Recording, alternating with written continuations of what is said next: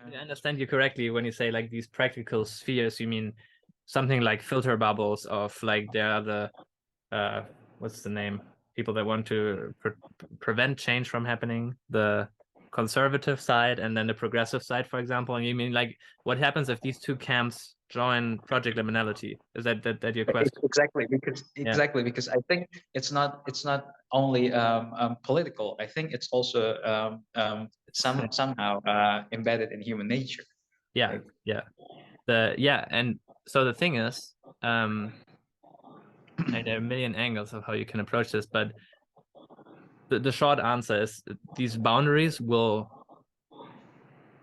they won't dissolve in the sense of that people will just have all the same opinion, but they will integrate.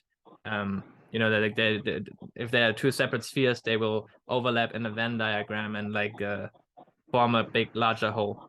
And I think the reason, thinking of the best way of like giving words to my intuition here, but so I'm working on that video right now, where I try to lay out two different types of minds that and how they kind of interact with the world and how they collaborate and coordinate with other minds. So Yeah. as you know, the immanent metaphysics is like very up there for me. And Forrest Landry, the discoverer of it, he talks about that you can choose on the basis of fear or on the basis of love. And at the end, that's the only thing really that matters. Like everything else is just following from that. But the only choice you really have is like, do you go with love, which takes courage, or do you go with fear, which happens if there's a lack of courage. If you come from a place of love, if you don't let anything get between you and love, you enter what I call liminal mind. Whereas like you feel your cup overflows, you feel safe because you're held by love, in love, as love. And then you're able to encounter a story with no hidden motive driving you except for just curiosity. You know, if you encounter a story in that way, you will encounter a vision. And I differentiate between vision and narrative. So a vision is a story that is self-sovereign. It's a being that exists before you encounter it. And you perceive it, and it basically tells itself through you. And you're more like an antenna tuning in. You're acting as you're serving it by letting it speak through you. If you come from a place of fear, you enter what I call domesticated mind. And I took that term from Tyson Young Kapurda in his book Sand Talk. Like he basically, like, indigenous people look at us as domesticated animals. And it's fucking good. It's not a fucking good analogy, it's the truth. Like it's like if you understand what domestication is, we're domesticated minds, domesticating minds. That's pretty much what we're doing.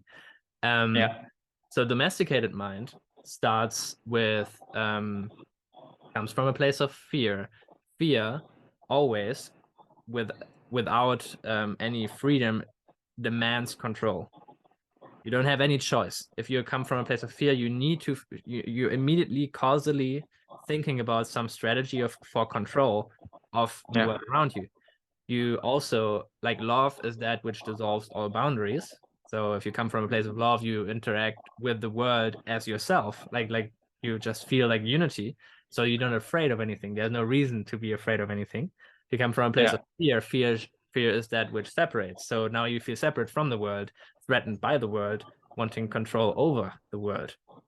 And so I'm figuring out in the video how I go back and forth between these two things, because like there's this parallel story of how they play out. So I'll just try some way. So if you come from a place of love, from liminal mind, you will encounter a vision. This vision will inspire you, incarnate its spirit into you. That's where like inspire comes from. And it will do that with many people, and all the people that are inspired by it will conspire, which just means breathe together, into a social organism or a culture. But the culture is something like the body where the spirit of the story incarnates in. So like your body, no cell is in hierarchical control. Everyone is just inspired by the story of Michael. Interesting. They incarnate your story in as the Yeah. self. The same thing happens as a social organism if it's a authentic vision, not some pseudo vision that some marketing department spun up, you know? And then the last step is strategy. If you then are like come together as a culture inspired by that vision, you think about a strategy to manifest that vision into reality.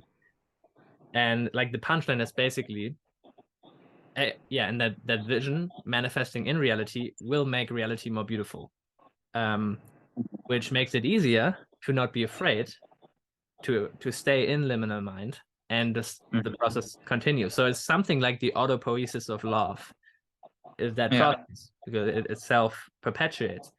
On the other hand, if you come from a place of fear, you start with strategy for control. There's no freedom in that. You're causally trapped in that thing. Yeah. This will then again, you will then try to find the others, but this time not the others that are inspired by that vision, but the others that are also afraid of the world and want to control it. And from a sort of prisoner's dilemma type of cooperation, you will form not a culture, but a cult, which is basically like in-group, out-group. Like we now can come together, and this can be a startup. This can be the Illuminati, whatever. You can think about any sort of cult. Like it's just the structure of a few people coming together to control many people. And the strategy for control is basically forming a cult that will then create a narrative that will be sold as a vision to people. Yeah. It really is a narrative, and it starts from a finite goal. People are like, how can we control and shape society that we feel safe, because they are feeling fundamentally unsafe. So you have like the other flow of strategy, cult, narrative. That's like the wrong way to do it, which in narratives always, because they are a vehicle for control, and control always works with fear. You always give them, if we don't do that, bad things will happen. So it creates more fear in reality, and fear brings people to form other cults. So you have like this fractal cult phenomena, and it's basically just like a wound, and it's like the autopoiesis of fear. Like it just self-perpetuates. But the important thing is, like, the thing up here is totally free. The autopoiesis of love. The autopoiesis of fear is totally not free. It's totally causal.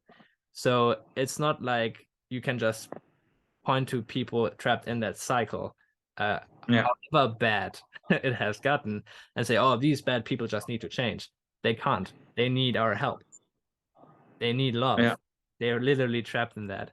And then like the punchline is, if we like it all comes down to the stories. Like, do we turn vision into narrative, or do we turn narrative into vision? That is like the flow, and like one heals the noosphere, the other hurts the noosphere. So it's like we heal the noosphere if we serve vision as culture with strategy, and we hurt the noosphere if we serve strategy as cult with narrative. Like one serves story as vision, the other uses story as narrative. I think you asked before, like, how these spheres will behave, because they're right now on social media, which is for subtle reasons. Oh, okay. For subtle reason, it's like based on fear, because fear makes money. Fear controls people, and that's a product you can sell. So it inherently, like the metaphysical engine behind it is fear-based, so it inherently creates filter bubbles. You can say that just from that level. PL tries to not just put a minus sign in front of that, because that doesn't work. Like, because these two, fear and love, are asymmetric. You know, love is not fear with a minus sign in front of it. It's more like it's a conjugate. It's a dual thing to it. Yeah. Yin and yang are not just mirror opposites.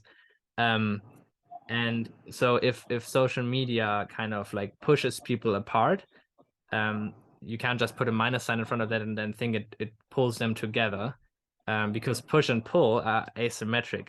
Like push is unstable. If I push something, it can go in any direction, but pull is stable. It always converges to one unification at the point where it pulls towards. So on PL, these bubbles, PL is set up to upregulate the service of the noosphere. So every time it's a perfect instrument for anyone who aspires to be a custodian of the noosphere, because narrative is always a distortion of a vision. So it's always less than a vision. You always need to either put an unnecessary constraint in there, or leave information out, and mostly both is happening.